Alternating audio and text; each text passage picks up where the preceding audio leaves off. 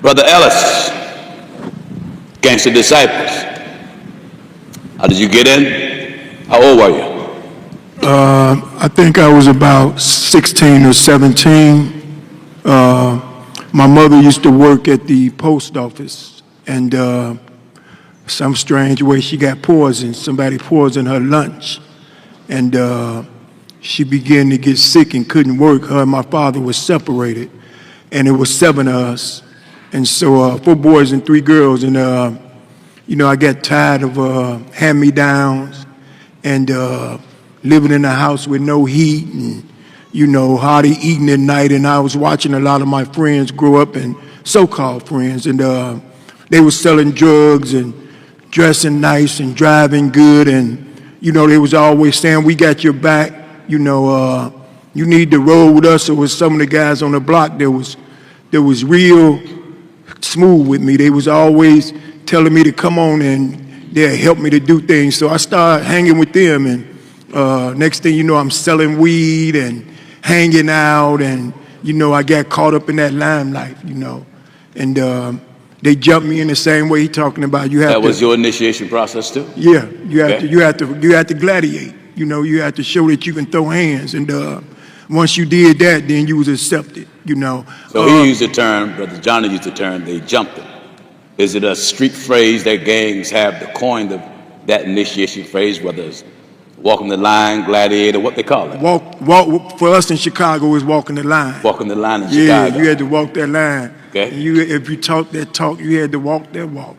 Okay. Sure enough, and it wasn't easy, but I was able to make it through. And then after that, it was sometimes they would want you to go and do a drive-by or something like that, but most of the time it was walk that line, So I was able to make it through that, and then the violence and it got insane, Okay. You initiated by how old? 16, 17.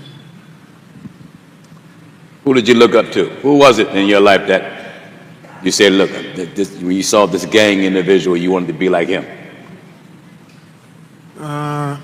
Do you remember? I do, but it's like I wasn't trying to be. I wanted, like he said, I wanted to make a name for myself. It was one of my guys named TK, but I was a renegade, man. Before I really got into the gangs, I was a stick-up man. Stick-up man. Explain that to the people in case they don't know what a stick-up man is.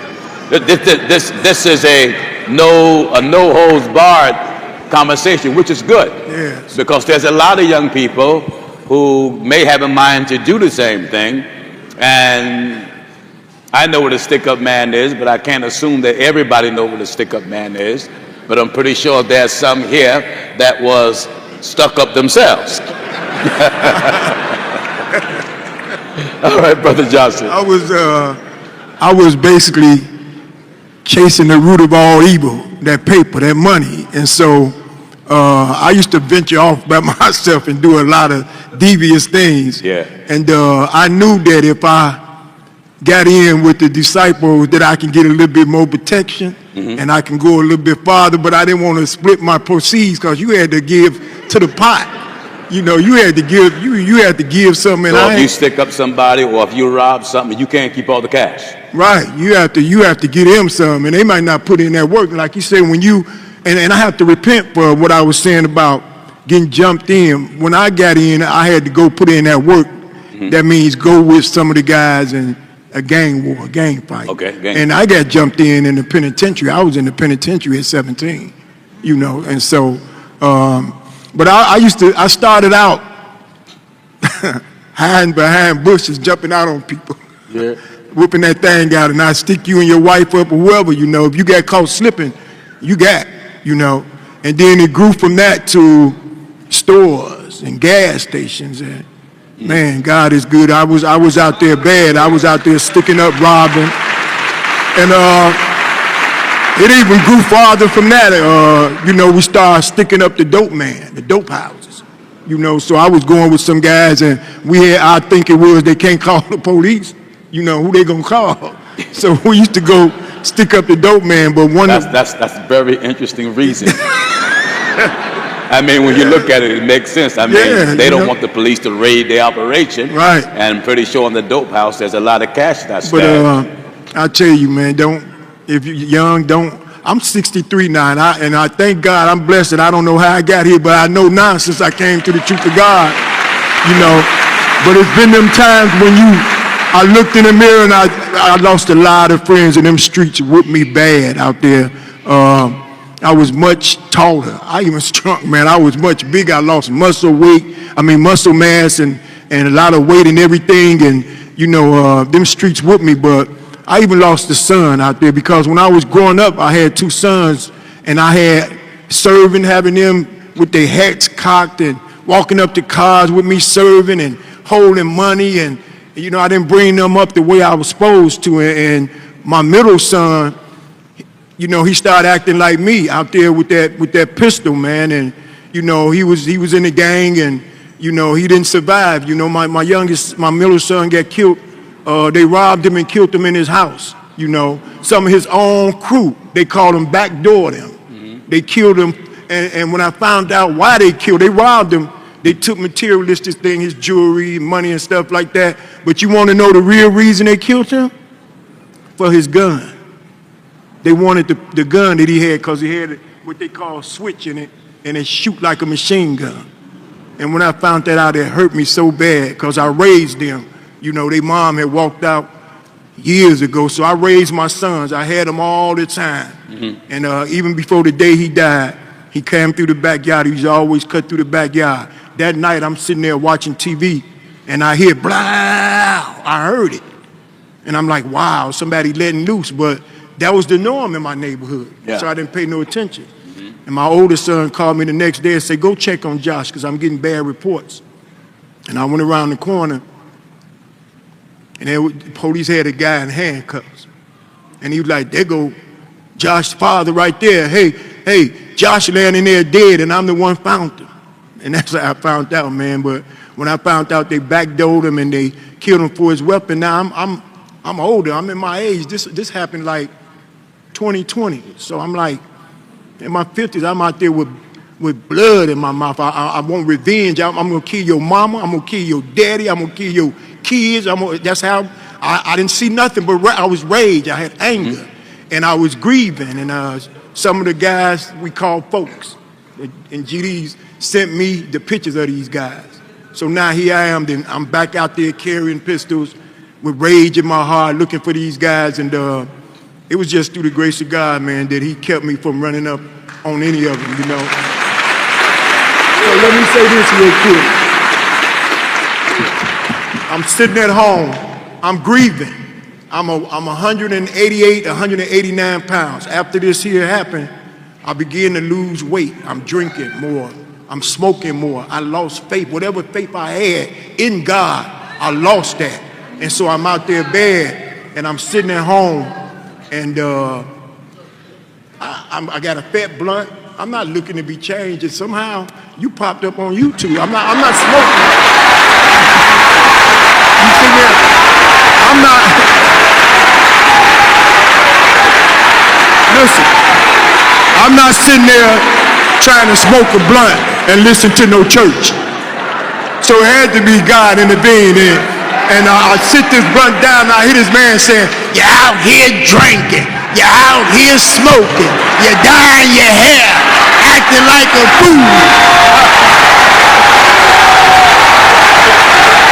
You know, and so, I mean, it really hit me. I'm like, who is this man talking about me and I ain't never met him before?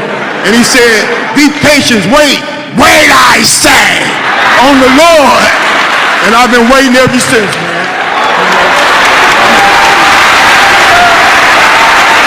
Brother Ellis, when did you get to a point, the same question, that enough is enough? After seeing so many of my friends, going to so many different funerals, and just about getting my own life taken, dodging bullets, man, you know, being fortunate not to be shot. You know, like one time, me and some of the homies, like I say, we called each other folks, some of the folks, because in Chicago, they got branches too. You like gangster disciple, renegades, insane disciple. So me and some of the brothers, we got together one night and we were short, you know, on money, on what we wanted to do. So one of the brothers, he's like, I know a lick, you know. He had stuck up these dope guys before, but he didn't let us know that he did it. And so we got together, it was 4 of us. And my father had bought me a 1977 Pontiac Le Mans, fast car. And we went over to a different part of town in they hood. You know, we always said it, we mapped it out, what we gonna do, how we gonna do it. And I had concerns about using my own car. Okay, we'll park it down at 2 or 3 blocks, bad idea. We parked it, and when we went to do this job, they was waiting on it. I don't know how long it had been since he had did it, but they had it, they was waiting on us, man. And so we did the stick up. It was like a few of them out there. They was like, had their own little spots where they served this. And so each one of us got a guy. They got their guys and they took off. And I was fumbling with my guy and I finally got everything out. Took off. And by the time I got to my car, I seen the tail lights. They had left me. And now I'm in this neighborhood and these dudes did a whistle and they started coming from everywhere, man. So now I'm running for my life. I mean, I'm running, man. I'm running through backyards and people's doors and I'm hiding in dumpsters. I'm running, man. And man, if they had caught me, I knew that was it. So there was a big green dumpster on 71st and Western. And I remember the scene from Coolie Eye, bro. So I jumped in that dumpster, boom! And I heard cars and they was on bikes and they was in cars, but they didn't ever look in that dumpster. So I stayed in there praying, God, please, please, please. Please don't let them catch me. Now look, all the time I'm rough and I'm tough, but man, when you know you about to catch it, cause I know just killing me wasn't gonna be enough. They was gonna torture me because they probably was gonna think I was part of the crew who hit them the first time. And so after I didn't hit them for a while, I got out and it was back then you had the payphone. And I had a little change, I used the payphone, I told my brother to come pick me up. But I don't know this neighborhood, and so after he asked me where I was and I told him, I jumped back in the dumpster. They looked there before, so I'm thinking, man, maybe, and they didn't. And so I'm waiting, and then I hear a car start to take off, and I jump up and I look, and there's my brother, and I call him, Dave! And he stopped. I run and jump in the car, and we go over to the east side. Now, my car parked there. One of the guys got his brother downstairs with my keys. They up there splitting the money. And I'm so irate, man, when I get up there. And I grew up with these guys. We went to school and everything, but I was thinking about killing these guys, man, for leaving me, you know. And my brother up the pistol, and they give me a lot of script, but my brother stopped me. And I was gonna pull the trigger on one of them. My brother stopped me. We took the money they got, the drugs they got, and we take off. That was one incident. Then a little bit after that, I had a horrific accident. You know, it was after my mother's funeral, and I'm drinking and I'm drugging and I'm flying in this car, and you know I hit a parked car and I bounced off that and hit a light pole and bounced off that, and then my neighbor's front yard and her door all the way up in the door, and I kept saying, man, you got to get your life together. The worst thing about it is, man, I'm 29 years old, and out of nowhere, I keep getting this premonition or this God talking to me. You know you're not going to see 30 if you don't get your life together. You're not going to make 30. You got to change your life now. And so, bag up a little bit. I'm selling drugs, and there was a saying, don't get high off your own supply. Now, I got twin cousins. Don't get high off your own supply. Yeah, don't get high off your own supply. Okay. And I'm selling weed and crack. And I had my cousins out there, had twins. I'm in the projects. Anybody know about Chicago? Cabrini Green, Robert Taylor, Henry Horns, you know, the worst of the worst. And so we down there serving. And at some point, I tried that cocaine, man. And you know, before then, I'm arrogant, I'm suave, I'm debonair. You know, I'm certain about what I want and how I'm trying to do things. Man, that crack hit me, it blindsided me. You know, when I'm out there, I got respect on the street. I'm telling you, I was big as this dude here. You know, when you start smoking that crack, it draw you up like quick. It drew me up. When I was in the penitentiary, I lift weights from head to toe, my legs, everything. When I get out, I'm huge, I'm big, brother. And I started messing with that crack. Now, there was a song by Michael Jackson called Dirty Diana. That's who I met. And she told me how to smoke this crack. And man, I smoked that crack and I started drawing up more and more. Now I'm selling stuff. You know, you said you're gonna sell, you're starting to sell stuff, you're stealing, you're robbing. I'm out there bad, man, I mean bad. Yeah. And couldn't tell me nothing, man. I'm like thinking I'm still looking good, and I done went from about 185, 190 pounds to about 130.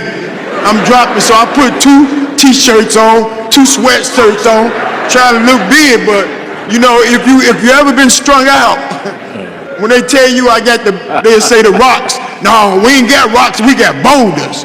Oh, now you want to get them boulders. So one night I'm running to get me some drugs, and I've jumped on the bus.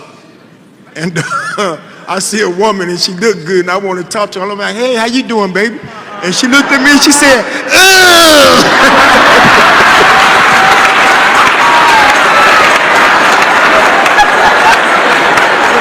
And I was like, wow. So that reality started to set in. The reality kicked in there. Yeah, man. You know. Let me ask you a question. You mentioned about you being on crack. When a person is strung out on crack, they're literally blind to what crack is doing to them. They really don't see the damage. No, you don't see it. Their appetite just drives you to keep going after it. And it affects you in different ways. Like some people, man, you would be surprised. Like, okay, so we sitting in the room and they say all they're smoking. And what's your name? Johnny might start, like one of the guys, I'm gonna use Johnny's name instead of his name. After he take his hit, now this, I haven't started yet, but I'm about to indulge with them. I know all these people. Mm-hmm. Johnny take his hit, and I'm looking at him, and he start dipping in the water, just dipping in the water. I'm like, what the heck? Then my man take his hit, then he go and start crunching down behind the refrigerator. and we got some women in there too. And then this sister take her hit, and her lips start moving. She doing funny stuff. There's different reactions. And by the time they got to me, I was so scared, I broke out of there that first time. Oh no, I can't do this one. You know, like I say, one night I made Dirty Diana, and she showed me how to do it, and that's when it took off. But before then, man, I was just, my weapon of choice was the 9mm Glock or the 45. I wanted something where I can get in and out quick and do my thing. But let me expound on this jail for a minute for the young people. Please, if you ain't been there, don't go. Especially if you're young, because the things that you're gonna have to do to survive in there, or the things that you're gonna see or hear. I watched you not too long ago when you talked about that program, Scared Straight. Yes, sir. And I used to watch that. The older guys used to tell me, you throwing bricks at the penitentiary. I didn't know what that means. You on your way, brother. And when I got there, like I said, I was only 16, 17. Mm-hmm. And you got guys in there doing 75, 80 years life, double life. One guy, I got double life. Double life? How you do double life? You know? But I'm young, man, and I got my head cocked all the time. I'm throwing gang signs. I'm a GD, so, man, and I'm an athlete. I play basketball. Mm-hmm. And so, man, at night, man, when they close them cells, man, and you hear these young brothers getting raped and sodomized, man, it's something that you'll never. And you got to Know what you're doing. If you ain't plugged, because there's a lot that come in that committed crimes that's not plugged. That means they're not a GD or they're not an L. Rookin or a Vice Lord or nothing like that. So now you need somebody, you need protection. And they're going to offer it to you. But it's going to come at a price. It's going to come at a price. And they're going to come see you. And a lot of the young, and sometimes it's even your own crew when you young that trick you. Pull you under their wing, show you everything. It was a thing about if you came in from out in the yard or the gym pumping iron and you had a pack of cigarettes or some Zuzus and wham-whams on your rack, that's what we call sweet. Zuzus, and, man, you better not accept it. Because if you take those cigarettes or that candy or that pop or whatever, they come in to see you. And sometimes they come in a group, 2 or 3, you know, and they stretch you out. And the things you hear and see, you know, man, I was fortunate enough not to get raped or sodomized in that jail. And that's because I had an uncle that was a guy. I had some of my cousins that was deep in the game. They was calling it. They was calling shots. I didn't know what I was doing when I was in there. I thought I did. I'm young. But man, look, if you ain't been there, don't go, because they're gonna make you do things that you don't really want to do. And there was a couple of brothers that killed themselves after getting raped because they couldn't face themselves, you know. And so that was one of the things. And then I was a Hebrew Israelite. I told you that. And I had to tell him, I got out of that before they surrounded Philly and came out there talking crazy, but they had me so screwed up mentally. They didn't believe in Jesus Christ. They believe in the God of Abraham, Isaac, and Jacob, and that's who I believed in. But the Son of God in Chicago, they said was Michael, the archangel. And they had me blaspheming God Jesus Christ out of ignorance. I didn't know. And when I got strung out on crack, the last time I went into treatment, I started to have enough because I had my sons and I didn't want to die out there in the street and my sons, and so I started to slow down and I went into rehab. And man, the night before I got out, I had tried 2 or 3 times and I always relapsed. And I tried 2 or 3 times. This particular night, I got on my knees and I prayed to God of Abraham, Isaac, and Jacob. I just kept praying. I had tried to commit, see, when you know it's getting bad when you try to commit suicide. The only way I thought was out for me was to take my life. That was Satan talking to me. Take your life. Ain't nothing else left. You ain't never gonna get out for this stuff. And so I went into treatment for the last time and I started praying, God, please. And I prayed and I prayed. And I mean to tell you, it was just about like that room lit up. It was like God removed the impulse and the obsession. And it's been over 30 years now since. But I want to say this. Wonderful. I want to say this. During that time, I was off drugs. I still was in the streets, you know. And while I was out there, like I said, I was seeing so many of my friends die and going to so many funerals and then being blessed not to get killed doing robberies and stick-ups and this and that. And God was, I didn't know him, but he knew me. He saw me. I could have never, during that time when I was in treatment, after I was praying to God, I had a dream. And his dream was like, you're going to be a preacher. I was in the bullpit. The little stand was right there. I was talking and there was so many people. And do you know, that was like, I did the end of the closing convocation in Philly, praise and testimony. And it was 12 or 13 years since that dream. And that dream hit me in my face when I was doing praise and testimony. I stood there and saw all them people. And I was like, this is where God was pulling me all the time. And it was such an amazing feeling, man. I was like, you couldn't have never told me. He took the pistol out of my hand and the blunt, and he put a Bible in my hand. I'm reading scriptures. You see what I'm saying? He took the foul language and all the aggressiveness. Now I'm doing praise and testimony. And when people see me, I'm in the store. When you call on Jesus, everywhere I go, I'm praising God. And my first encounter, I'm thinking the only way I was going to get baptized if I go to Philly, because I'm watching you. The first time I saw you, somebody posted you on Facebook, and I looked and you said, and your grandmama is a hoe. So I'm like, who is this man calling people mother, take your ankle chain off you? You too old for your grandma. So I posted it. I'm laughing about it, and I posted it.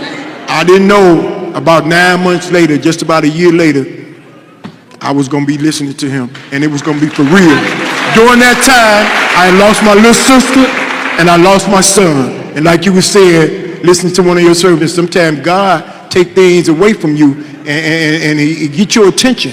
And I lost my son like that, and I kept feeling guilty. Like I said, then before I came into truth, and it's just about 3 years now, I was 180-something pounds. And I sat in my living room, like I was saying, Greg smoked, and Greg get this day started. And he came to me again, he grabbed me, and he shook me, and he smacked me, and he told, go look in the bathroom, in the mirror. And I went and looked in the mirror, man, you could see my bones in my face, and I was sucked out. I wasn't smoking or nothing, but I was sick. I was grieving.